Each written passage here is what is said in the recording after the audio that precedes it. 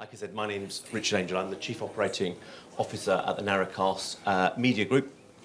We've been going for a long time now, and we have, while everyone is kind of obsessing about going viral on the internet and getting their stuff broadcast to the millions, we obsess ourselves on narrowcasting to the people who spend and influence millions in your sector, so that you can really get to the people you want to speak to. Sometimes for you, it's not about getting to lots and lots of people. It's about to get to the right people. And our business has been experts in business intelligence information for people over a period of time, and we've kind of brought that into the digital age with bells on. So that's part of what we do. There's my contact details, and they'll come up again at the end for people who want to get in touch. So today we're going to go through a number of things. The conference dilemmas that are happening to people, and obviously the challenges we're having with the virus, are bringing all of those into people's focus.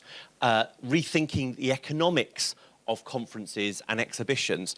People often just think about the cost on your balance sheet, whereas actually there's a kind of much wider cost to what is happening.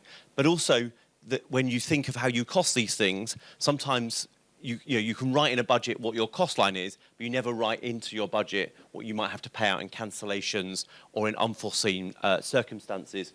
Foregoing income, the kind of quiver factor, should I book, or I'm not sure I might be able to make it on the day, what might happen, what might change, and how that happens, so we can change the economics of these events. Moving to digital for lots of people has lots of trepidation. They might have tried it previously when the technology was new, or people were less likely to go, or 4G wasn't on people's phones, etc. So that dilemma's still there, but changing. And crucially, we're joined by Neil Stewart, who many of you will know. Somebody described him earlier as a guru in the conference and events sector, and I certainly know him as such, and I'm really pleased to be working with him on this stuff, because he's forgotten more on events than some of us will ever know, and we've got, crucially, lots of solutions for people on all of this stuff and how we can work through those things. So hopefully in the hour and 45 minutes that we've got, we'll sail through a number of things. You'll get a number of your questions asked, and we'll be able to deal with some of the dilemmas that are ahead. Neil has to go off very promptly because he's got to go and recce another event that we're doing later on for people as a solution to the challenges they've got. So this here is what lots of people see. When you go to an event, is they see that all TV companies essentially look the same. A couple of people with a camera, an audio stick, and think that they're all the same.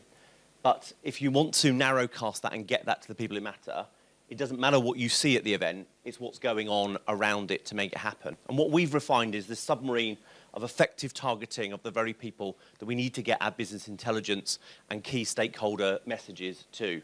So whether that's the technology to go live and be on demand with people afterwards, to make sure it's got the data to deliver it exactly to who you need to see it. The research work that goes in around it to make sure it's an informed event to happen, or the mass marketing that follows it up to mean that it sustains as a product for your stakeholders. All of that is what we've refined as an organisation, and what lots of organisations, while they can do these individual bits in a company themselves, it's for when you've got an event programme that might be 4, 10, 12, even 20 events a year, it's not worth building the whole submarine in-house, so you have people who do different bits of it. But also, doing the event, you do the event for a purpose, to get a particular message out, to bring your stakeholders together in a particular way. And so once the event's done, you've moved on to the next thing. You're not thinking about mass marketing, follow-up, on demand, how people get it afterwards. That's what we do.